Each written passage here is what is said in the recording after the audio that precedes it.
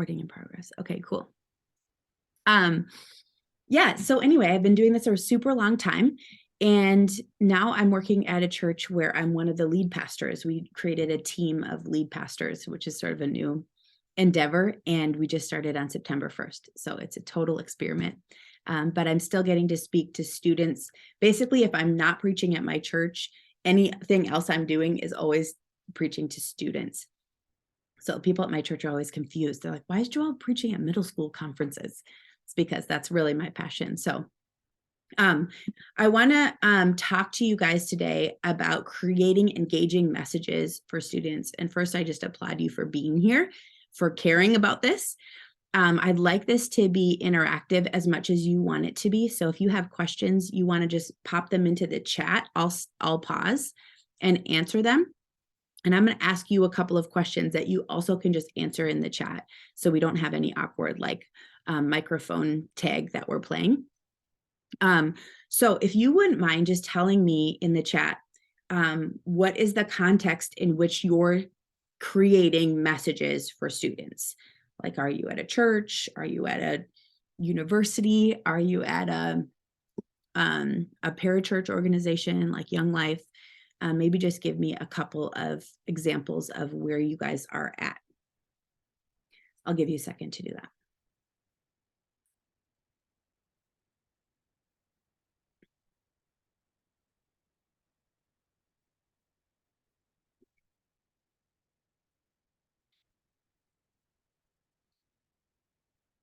Okay, Sean says he's the associate pastor with an emphasis on youth and young adults. So you're communicating to them, maybe, or maybe you're training people on how to communicate to them.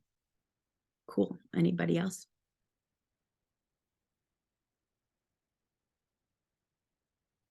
There's Megan. Hi, Megan. She's preaching on Sundays and in middle school ministry. Great.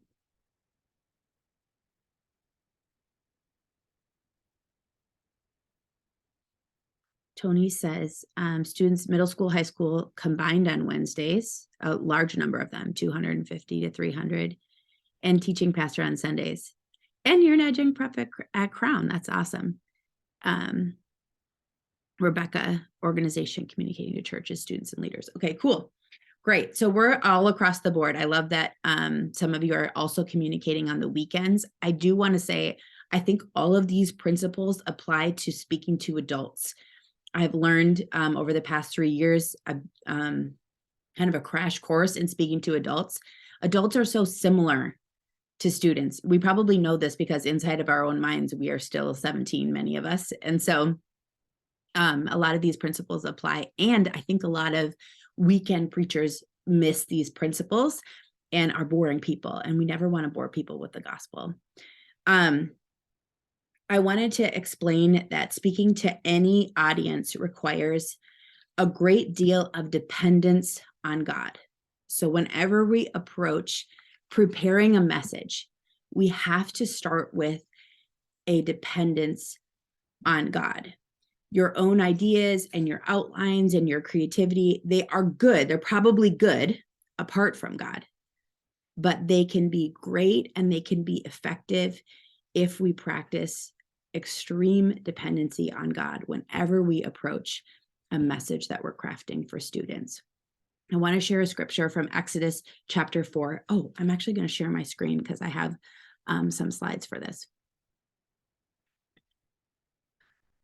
Let me do this really quick. Okay, you can see this, I'm sure. Exodus chapter 4, verses 10 through 12. Moses pleaded with the Lord, "Oh Lord, I'm not very good with words. I never have been, and I'm not now. Even though you've spoken to me, I get tongue-tied and my words get tangled." And then the Lord asked Moses, "Who makes a person's mouth? And who decides whether people speak or do not speak, hear or do not hear, see or do not see? Is it not I, the Lord? Now go, I will be with you as you speak, and I will instruct you in what to say." I love this passage. I love that Moses says to God, I don't think I can do it. Oh, sorry, I didn't advance that. I love that he says that he doesn't think he can do it. I'm still saying that to God before I get up to speak all the time. I just don't feel like I can do it, even though I've been doing it for, I think, 24 years now. And I say to God often, use me despite me, even though it's me, Lord, please use me. And so this is very important before we get started on any kind of details on how to craft these messages. But speaking to students requires dependence on God if we want to see real transformation. All right. So before you go out to speak or before you begin preparing, a couple of things. Let me go back to this. You should develop for yourself a pre-talk mantra. I often think about sports when I'm thinking about preparing a message, because athletes, they never get on the court or the field without preparing themselves mentally. And a lot of times they have like playlists that they're pumping into their earbuds, or they have mantras that they say. Athletes are always speaking about this. And I'm like, why don't pastors do this? We should do this too. People who are ministering, we should have like a pre-message mantra. When I was in high school, it was jock jams. That was like the playlist that we used there. I saw a smile from somebody who's close to my age. I bet like jock jams, right? And so for you, think of something that you might say that would develop your dependence on God and pump you up to speak. So as I said, right now, mine is, Lord, use me despite me. Now that might mean not to spite me, but despite me. That might sound like I'm putting myself down, and it's not. I just recognize I'm a human being, and there's not going to be spiritual life change unless God steps in. But you can come up with your own pre-talk mantra. And then lastly, just a posture. Think about a posture that you can take when you're approaching crafting messages for students. For me, I always have a moment or two, or sometimes 6, where I get on my knees before God and just tell him, hey, I do this before I write. Lord, I'm about to write this message. I'm going to need your Spirit's guidance. I can't do it without you. Before I get up to speak, if I can get somewhere where nobody sees me and it's not too weird, I will find a spot and I will get on my knees before God, and I will put my forehead on the ground and I will say to God, this has nothing to do with me. This is all about you. So dependence on God. I don't want to say anything else about crafting a message before I say, hey, we have to have a great dependence on God. I'll also add that this is true if you're giving a 5-minute devotional, or if you're giving a 30-minute sermon. Every time you need to have great dependence on God. Okay. Now, my next thing here is speaking to students requires, I'm trying to move off the chat so I can see it. Okay. Speaking to students requires a prep strategy. When I started in youth ministry, the thing that I learned was it's fine to write your talk on your drive to church on Sunday morning, right before you give it. Just think about it and just then say whatever comes to your mind. I don't actually think that's a really good plan. I think it is a much better plan to create a strategy of preparation so that you're doing a very good job communicating. Every single week, students have an opportunity to hear hundreds, maybe thousands of messages from other people who are better communicators than you. They are YouTubers. They are TikTok stars. They are, I don't know, movie actors and actresses. There's so many people who are great communicators. And so if you're not preparing, if you're not bringing your A game, then your messages are going to fall flat for them. You do not want that, because your message is the most important message that they're going to hear on any given week. So a couple of things that you want to think about is a yearly prep strategy, and a seasonal prep strategy, and a weekly prep strategy. So let me explain. You want to have a yearly prep strategy where you realize, okay, in the course of a year, when is a good time for me to pause and say, what am I going to talk about this year to these students? So for me, I think June is a good month for that. We usually wrap up student ministries towards the end of May. At our church now, we have summer student ministries, but when I was doing youth ministry full time, we didn't. And so June was a good time for me to step back and say, okay, what do I want to teach for the next year? And then July was a great month for reading and research and study. So if I plan, like, here's what I think the Lord is leading us to talk about. In July, I could do a lot of studying. In August, I could begin doing some outlining, some direction of where I wanted to take the messages for the year. That's the idea behind a yearly prep strategy. And then you have a seasonal prep strategy. This is, some people call this scope and sequence. So, like in September through December is when I have the most number of students. I have the most people bringing friends. And so I want to make sure that I do a series on identity in those months. I want to make sure I do a message that clearly outlines the gospel in those months. I want to make sure that I explain to them what Christmas really is during the month of December, every single year, whatever it is. And then you change your strategy based on the seasons, and you create a scope and sequence. And then a weekly prep strategy. And I know most of you probably have this, but maybe you haven't decided it. It just became this. So a weekly prep strategy would be something where you say, every Thursday, I write my messages, and I block off a big chunk of time to write my messages, and I don't let any other meetings come in the way of doing that. And you write your messages on Thursdays. Maybe Monday is your rewrite day after you've let it sit for the weekend. And then on Wednesdays, you're memorizing or practicing your messages. So for you, whatever it is, that however you want to create your weekly strategy, but you actually have one and you block off time in your calendar so that you're giving it the time that it needs, so that you're not writing it on the way to wherever it is that you're teaching. Okay. I want to pause here and just ask if there's any questions that you have about all of this prep strategy stuff. I just opened my chat thing for a second in case you have questions. One thing, I'll just keep talking while you guys are thinking if you have any questions.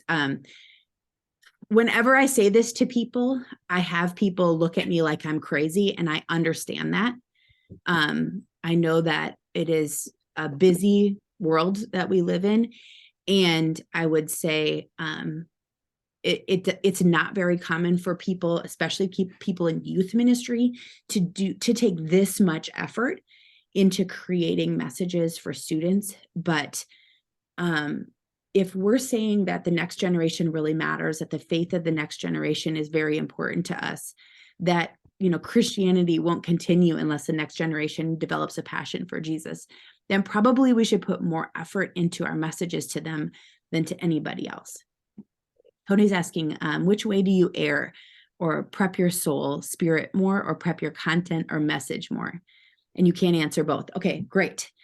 Tony, this is a great question. I would say that I spend more time prepping my content. That's just an honest answer, and you're going to see how I do that in a minute. But my posture towards the prep, I think, tells God where my heart is at. But I've had people argue with me about this, that I should just, spend less time prepping the message itself and more time just praying that God will use the message. I don't actually think God has a timestamp thing where it's well, if you spent 45 minutes praying, I would have done 15% more with your message than if you did 30 minutes praying. You hear what I'm saying?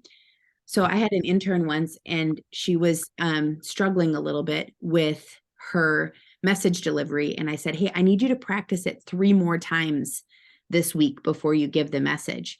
And she said, okay. And she went away to do the prep. She came back and she struggled again. And I asked her about it, and she said, you told me to practice it more, but I decided just to pray more. And I get it, that's what she thought was more important. But I would say that there is a very real need to actually work on your content and practice your content. That's my answer to your question. At least I didn't say both. I gave you a real answer. Okay, I'm going to keep going. Outline, and here's an outline for an engaging message for students. I know we all work in various contexts, but I want to look at a message outline that I think will work every single time if you're speaking to students or young adults. I mentioned earlier, I think this actually works pretty well for adults as well. You can use this to prep for a small group study, a large group message, or even a confirmation teaching. You can use this for that. I stole all this content, of course. I did not create it myself. I stole it from a book, a really old book. It's by Ken Davis. It's called Secrets of Dynamic Communication. I heard him speak about this at a conference 1 million years ago, and it was just the best. So I just kept it and I've adapted it. And I've been using it ever since. Tony's saying, will this be available later? Yes, it will be available later for you. Okay, so Secrets of Dynamic Communication is where I've stolen this from, just so you know. He uses a method called SCORE with 2 R's. I'm not going to go through all the letters in the acronym. I've boiled it down to just 4 steps for you. So let's dive right in. Step 1.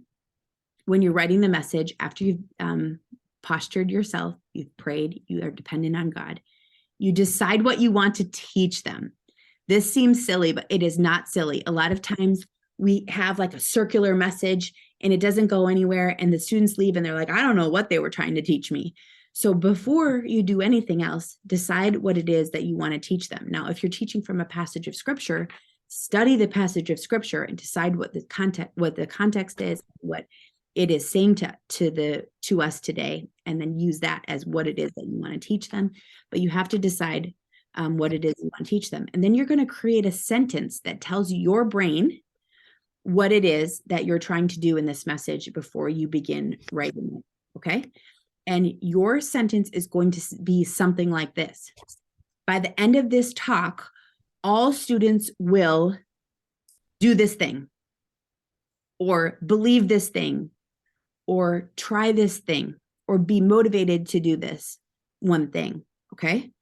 You want them to know something, to do something, or to think something. Know, do, or think something. And then after you've created that part of the sentence, then you answer the how or the why question. So whatever it is you want them to do, why should they do that? Whatever it is you think you want them to think, why should they think that? Or how should they think that? Or how should they go about doing that? You're answering a how or a why question. The answer to this question is going to be a plural noun. Hang with me on this, okay? So if you have studied kind of the common, I call it the Andy Stanley way of communicating, there's a big push towards like a singular big idea that has a sticky statement. And I think sticky is really important, and we're going to talk about that in a little bit.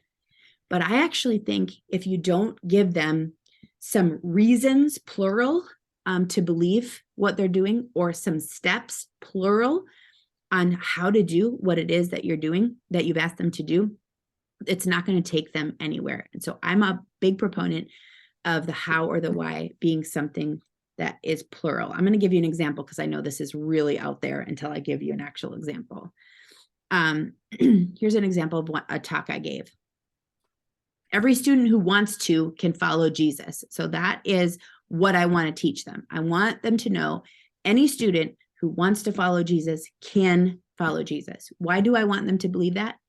Because of Jesus's 2 highest values. And here's the plural part of it. There's 2 values, our needs and our love. And I was using Luke 7, which is the story of the immoral woman who poured the perfume on Jesus's feet. And so I studied that passage. I decided what I thought the students needed to learn from it. I pulled out this statement. This is what I want them to believe, that everyone can follow Jesus who wants to. And then I gave the why, and it was a plural noun answer because of our needs and our love. I'll give you one more example.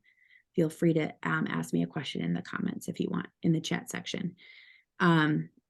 All students will honor their parents with their attitude. This is a message about honoring your parents. And in this one, I didn't answer the why question. I answered the how question. How can they go about doing that?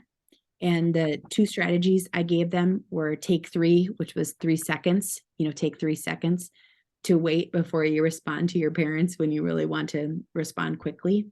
And then think ahead, like plan ahead ways to honor your students. And I taught them through how to do that. So what you're doing basically is you're creating a thesis statement for your message. This is exactly what I want them to know. And this is exactly what I want them to do, be able to do when they leave here. You write the statement, then you answer the how or the why question for the statement. This is especially important for these younger generations. They cannot guess what is in your brain that you wanted them to know. You have to say it to them in a very crystal clear way, not boring, but in a crystal clear way. You want it to be succinct and you want it to be memorable. Now, if you're good at making things that rhyme or that start with the same letter or that are kitschy or catchy or something like that, then do that. I am not very good at it. And so I just say whatever it is very passionately. But if you're good at creating it in a way that rhymes, you should do that for sure. Okay, step 2, that's step 1, okay? And step 1 is decide what you want to teach them. Step 2 is craft a catching introduction. And I worded it this way on purpose because I think it helps to think of the game of catch. If you're throwing something in their direction, you want them to be able to catch it, and you want them to want to catch it. So think of your introduction as a game of catch.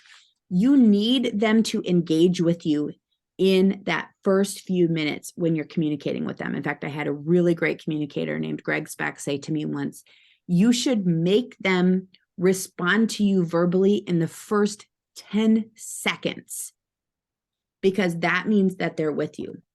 I tried that, by the way, and it's brilliant. If you can do it, you have to get really creative, but they will respond to you. You just ask them a question or get them to laugh. You want them to verbally respond to you. So in your introduction, you want them to be able to catch it, and you want them to want to catch it. Let me give you an example of a time when this did not happen. I was at a Christmas Eve service at a giant church in Atlanta, not North Point. And my husband's from Atlanta. So we were there visiting his family, and we were there at Christmas, and the pastor was preaching. It was the most beautiful service. I couldn't even believe it. It snowed in the auditorium. The people on stage were all famous. And I was just like, oh, this is the greatest thing ever. And the pastor got up to talk about the Christmas story. And he started to talk about astronomy because he's passionate about astronomy. And he started describing the galaxies and naming them and going into great detail about the stars. And it was so confusing. I had no idea what he was talking about. And I'm not passionate about the stars.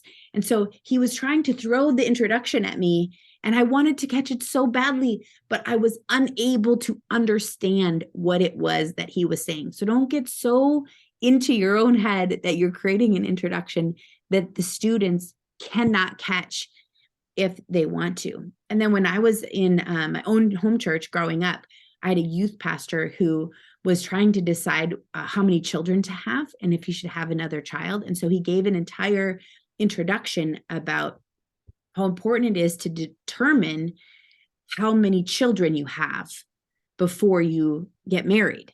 And in this case, I did not want to catch his introduction because I was like, this is so far from where I am in my life stage right now. So you want to make sure that when you're crafting an introduction, that it's something that they're able to catch and they want to catch. Here's some ways to do that. You knew this, right? Tell an exciting, fun, or suspenseful story that relates to the topic. I remember I was teaching at a camp recently, actually maybe a couple years ago, and it was a middle school camp, and they said that I had to use the topic of dominion. That was what they decided on the theme. It's going to be the topic of dominion. And I was like, how in the world am I going to teach middle school students about dominion. And so I tried to start with a story, and I told a story of how I played basketball in middle school, and my youth pastor came to see me. And we had this play called cross, where the guards have to go underneath the basket, cross right shoulders, and then pop up to catch a pass from the point guard. And as I was running, I forgot which shoulder it was that we were supposed to cross. And I guessed wrong. And I ran face first into my teammate, and we completely blacked out, and we were on the floor, passed out.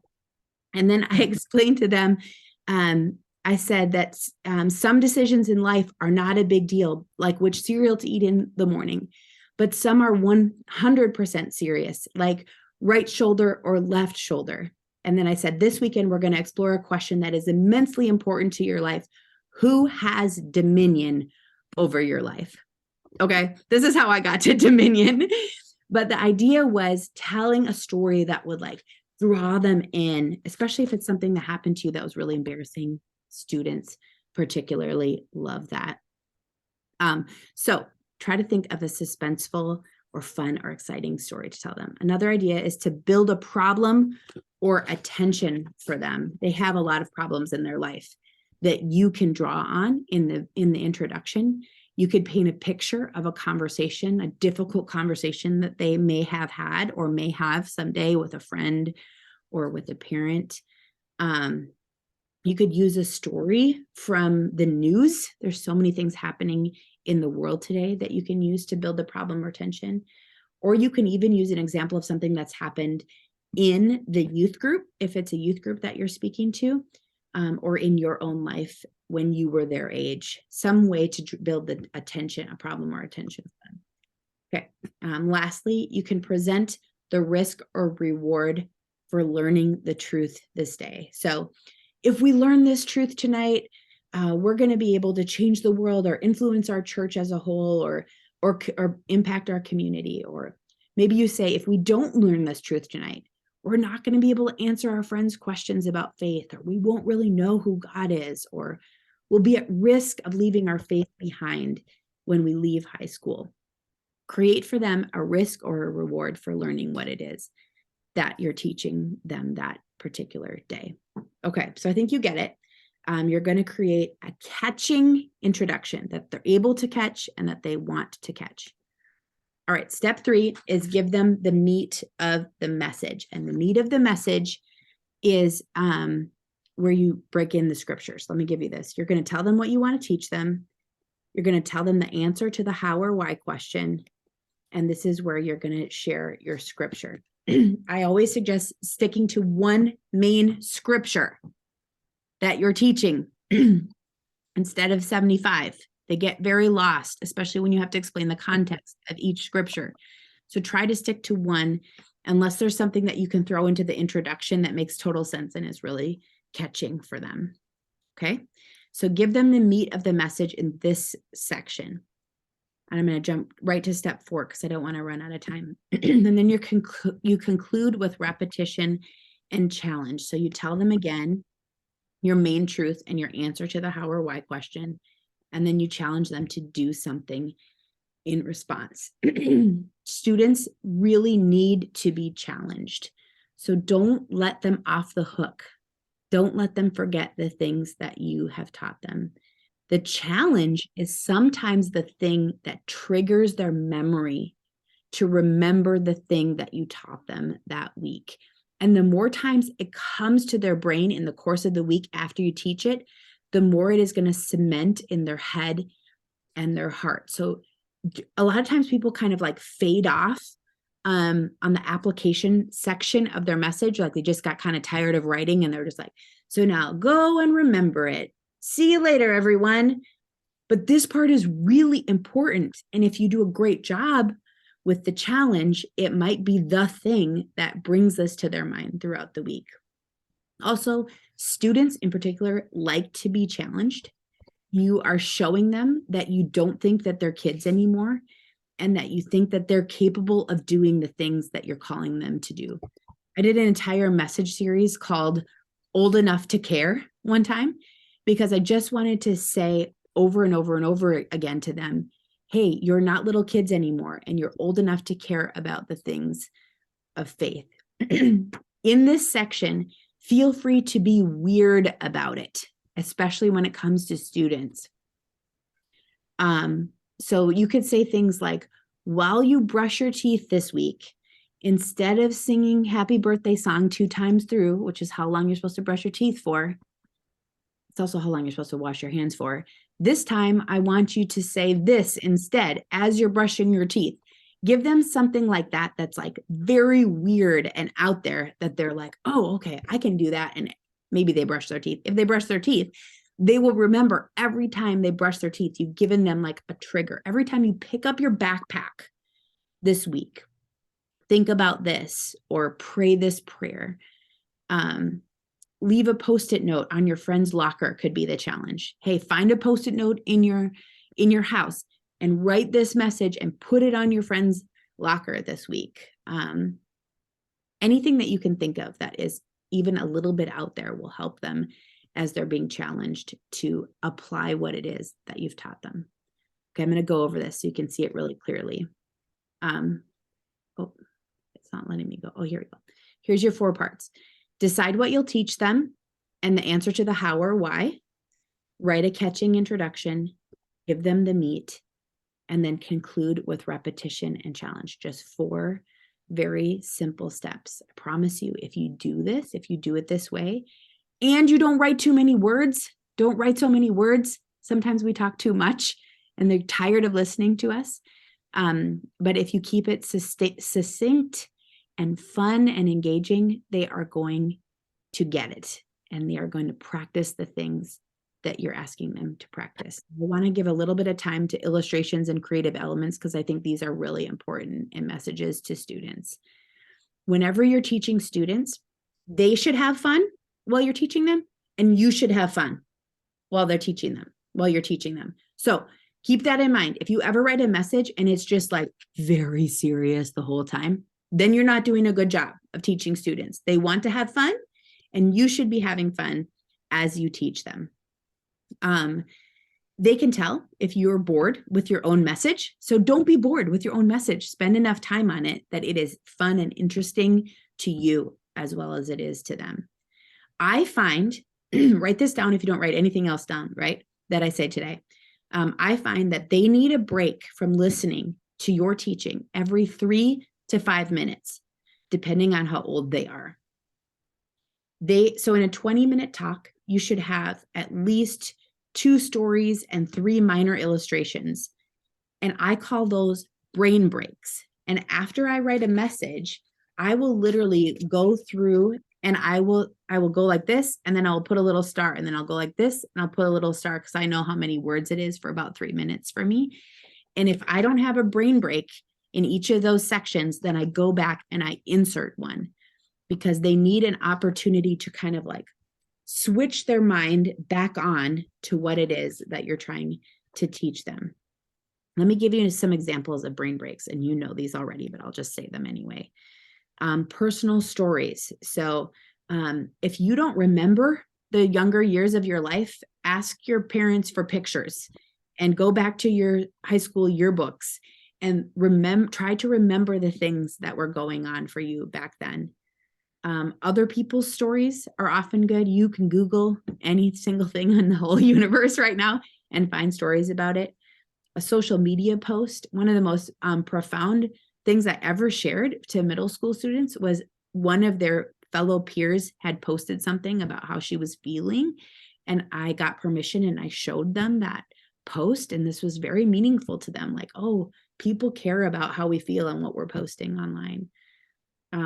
Poem, lines from a song, don't make it long, don't make it weird, but if it's short and it's a poem and it would help them remember, then use it. Listening to a song. Sometimes you say, turn to your neighbor and say this to them. And that's a little bit of a brain break.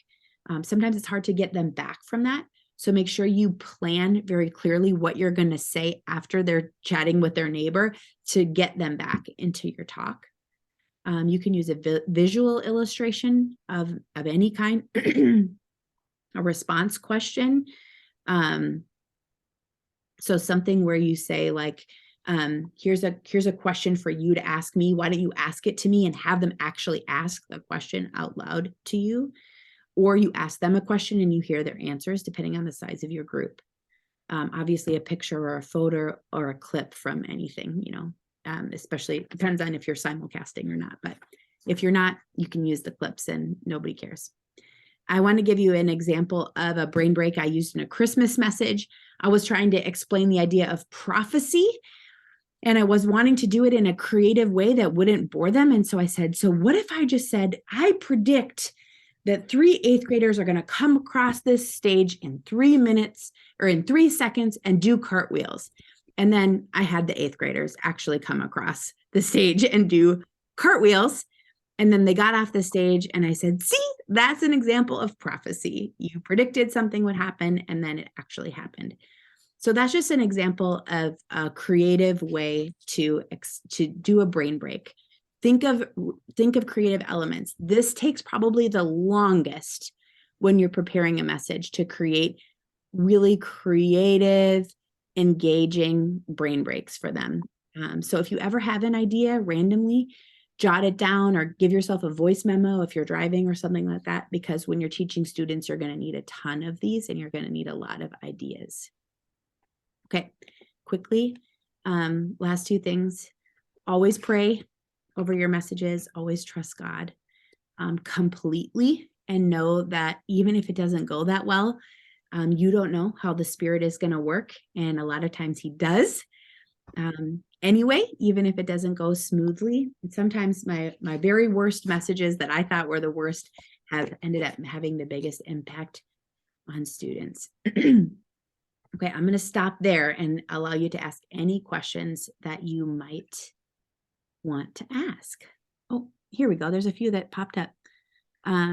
What if the service flows in such a way that you don't really have time for that pre-message mental mantra, so to speak? I'm usually interacting with students, engaged in small group discussion, worship music, or a game prior to the message. Yeah, that's a great question. I would say I would do it before they come. Is probably a good way of doing it. Or if it's worship, then you should definitely be able to talk to God during a worship song and just say to him whatever it is you want to say to him. I mean, I imagine, when the basketball players their names are being called for the starting 5 or whatever, they can be saying their mantras in their brain. I think that's the same thing for us. Great. Anybody else have questions about this? What are the things you factor in when thinking through your seasonal teaching? Yeah, so this might be up to someone else in your organization, depending on where you lie in the organizational structure. But sometimes within your denomination, you have like, hey, these are things that you cover at these different times of year. And so I would definitely consider those things. But if it was just me and I'm doing, I have free reign over what to speak. I have certain topics that I want to speak on every year. I have certain topics I want to speak on every other year when it comes to student ministries. And then I work them in, and then I add in the seasonal things that I talked about. So identity, I'll just give you a couple of ideas. Identity is something that I always want to talk about every single year with students. Who are you in the eyes of Jesus? That is more important than anything else that you can learn, in my opinion. So I talk about that every single year. Relationships with your peers, your significant others, and your parents, particularly your siblings. I talk about that usually every single year in some different way. I'm always trying to create a very clear gospel presentation. I usually do that 6 times a year if I'm talking about September to May. So within the construct of the thing, how am I clearly explaining that people can place their faith in Jesus? That's my personal evangelistic bent. And then there's a whole bunch of other ones that I could maybe send to you. But I just sort of have like, here's my 6 or 7 that I always do every other year, every year. But I think you guys probably have those already in your mind. Can you talk about any collaboration you do with others? Oh, great question. For example, teaching team, how often do you collaborate? Okay. Teaching teams are amazing, but they're not very common, right? When I was a youth pastor at my home church, it's just me, but I would often be in my pastor's office running ideas past him. And then I would meet monthly with other youth pastors in the city where I worked, it was Minneapolis, and get a lot of ideas from them. I am on a teaching team now. And what we do is we are studying the art of teaching. And so every 6 weeks or so, we have like chapters of books that we read, or we watch a sermon. Somebody says like, this one was really good, and we glean from them. But we also are doing a lot of message feedback, which I really love. If you have the luxury, we send our messages to each other in a manuscript form 3 weeks ahead of when we're going to speak. And then we get feedback from them. That's a really good way for them to say like, hey, I got bored in this section. I didn't understand where you were going. Things like that. If you have that. Well, my thought as I was listening again is your reminder for us to be really focused, both in the introduction and the brain, the preparation and focus is such a critical element of communication that sometimes we forget that we might be really interested, but communicators need to think about whether the audience will be interested. I just thought this is a relevant little deal. I don't know if this will show up. This is an outline. A guy in my church is doing a Bible study with high school kids who are happening in prison. It's great ministry, front and back. This is what he wants to cover in one Bible study. Mm-hmm. It's a lot. And I looked at him and I said, can you give me one hoped for outcome at the end of this Bible study that you hope kids will remember and be able to apply? And he couldn't.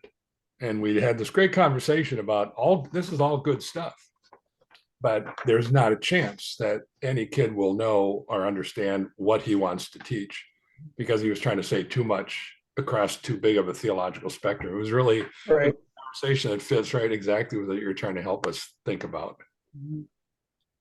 Yeah, I would say sometimes we love the Bible so much that we want to share everything we're learning as we're studying it. Sometimes that's just for you when you study it. And then you still have to ask God, what do you want me to impart to these students on this particular day? Also, always realize this is not the last message you're ever going to give. You don't have to tell them everything in this one message. You can tell them the next time you talk on that topic. Or you can trust God will teach them later in life or whatever. You don't have to tell them every single thing you know about relationships in one relationship talk. Co-teaching tips, I have a couple of those. One is stay fully engaged in what the other person is saying while they're up there with you. I had a teaching pastor who was teaching with me, and he was giving finger guns to the people in the audience he knew while I was doing my part of the teaching. And I was like, do the finger guns. We laughed about it a lot later, but try to stay engaged and work on your transitions. Transitions are the worst when you're co-teaching. No one ever works on it. So decide how you're going to get, like, what is the sentence you're going to say to get from their teaching to your teaching, and then memorize that sentence and work on your transitions. Those are my top of my two co-teaching tips. No finger guns. That's my first one. Okay. My whole team is older than me, and half of our team has been in youth ministry for 15 years. I'm in my 4th year. I struggle with giving feedback. Not to say that I know everything, but I know the messages don't seem to go as deep or include a lot of what you're talking about. How do I coach the team more confidently when it comes to the lesson? Okay. Are you in charge? Yeah. You are. Okay. So I would say the Minnesota passive aggressive way of doing this would be to create like an ongoing feedback loop. Like after every message, here's a form that we fill out, or every 3 weeks we meet together and we talk about these principles of giving messages. Give them something that's not personal. If you haven't been doing it, it will feel really personal if you just start engaging with them. But in order to introduce a feedback culture, usually it's best to do that like in a group setting and say like, hey, we're going to be working. Hey, I thought it would be fun to work on getting better at crafting messages. And I went to this webinar about it. And here's some principles that we're going to work on. And here's some feedback we're going to all give each other. Make sure that they're allowed to give you feedback as well. Yeah, Tiger says you should just give this to them, but you know, okay, Carmen, that was your question. I do really like that book, Secrets of Dynamic Communication. It's a really old book. I don't even know if it's in print anymore, but Ken Davis is a brilliant communicator, and that would be great. Stop it before your comment comes up is a really good one. Good. Anybody else have questions? I just joined staff for the Diocese of Michigan. So I was a teacher for 9 years, but was not like, I was doing work on my church level, but not on a diocesan level. So a lot of the people that I'm like working with and supporting actually have vastly more experience than I do myself. And so I've really been kind of working, I've been in the role for about 5 months now, but just trying to create like a community of allowing them to support each other. But a lot of them are either like 10 hours a week, or like, we have very few that are half or full-time children's ministers or youth ministers in our diocese right now. So I think it's like trying to find that balance of creating a culture or like a community where they can give that feedback loop. I don't know if there's any like right now that doesn't exist. So what you're like very first, and it's 70 churches within the diocese. So it's kind of, I don't know if you would like target a few people that maybe would be great at starting it and then start like looping people in, or what you would recommend. Well, first, it's very amazing that you have this job and that there's 70 people across. I mean, that's really cool. I mean, it's a potential for a big impact. And I would say, this is what I would do. I would jump in the deep end if I were you. And I would say, hey, I think this is really important. And I want to have a Zoom call once a month to talk about this thing. Because if you think about the kids, the students on the other side of those 70 people and how much they will be helped if you dive into the deep end and just go for it. And you know what scripture says about young leaders and new leaders, like God wants to use people who have no experience and who have tons of experience. And so don't let that hold you back at all. You know, get the swagger, watch a Stephen Furtick sermon and get all the swagger in the world that you need. You know him, he teaches at Elevation Church. He has a lot of swagger anyway, but like, just pump yourself up and go for it. That's what I would say. Carmen, I'll add, our denomination did preaching cohorts where they would invite whoever wanted to grow in that to come together and hear from more seasoned preachers and discuss their style differences, their prep differences, how they come at different messages, both to help us figure out our own kind of rhythms. And then we would practice and get feedback from each other multiple times through the cohort. So it was a much more focused, intentional time. But I found that to be really powerful resource in my context. So that might be another thing that would serve the leaders that you're working with. I'm also writing down the title of this book that Tony suggested for us. It's a much more relevant recent book. Thank you, Tony, for that. Rick Bundschu. He's from Hawaii. Yeah, he's a solid guy. I honestly, I looked at the Ken Davis. What I liked about Ken Davis is he had some really good thoughts, but a lot of that book has to do with what I would just say is itinerant preaching and kind of solid messages in themselves. But what I like about what Rick proposes is more of an experiential, ongoing pastoring that happens as you create environments and you create engagement. So it just really hits on the organic side of it. Thank you so much. It's going to be in my cart today on Amazon.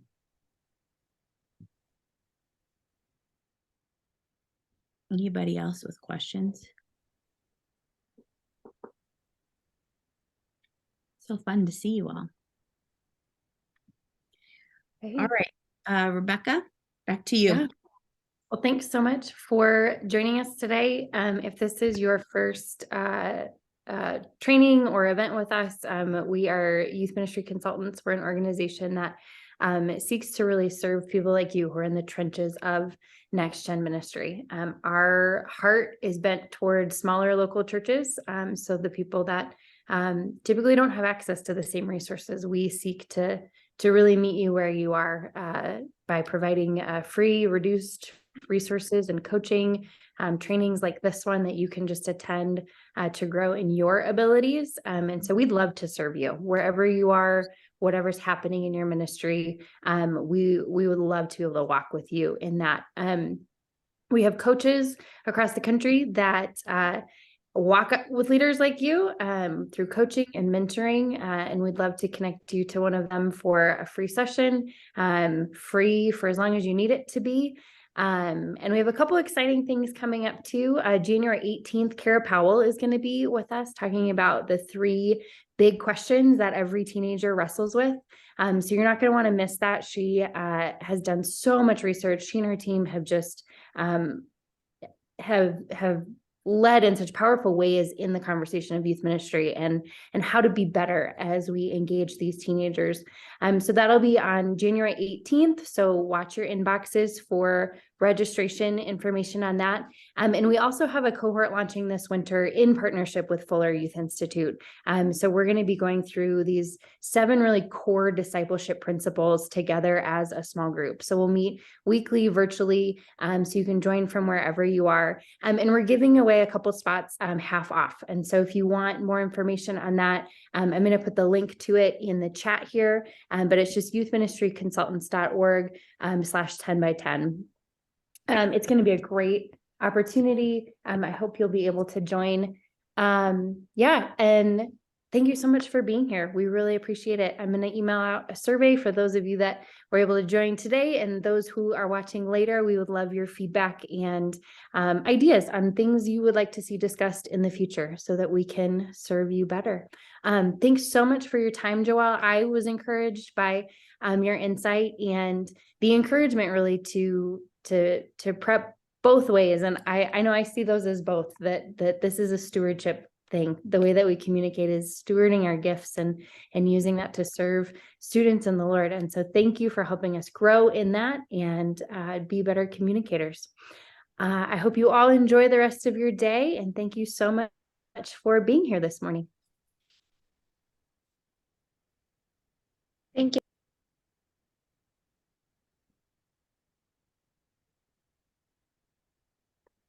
All right, Joel, you can hit stop recording.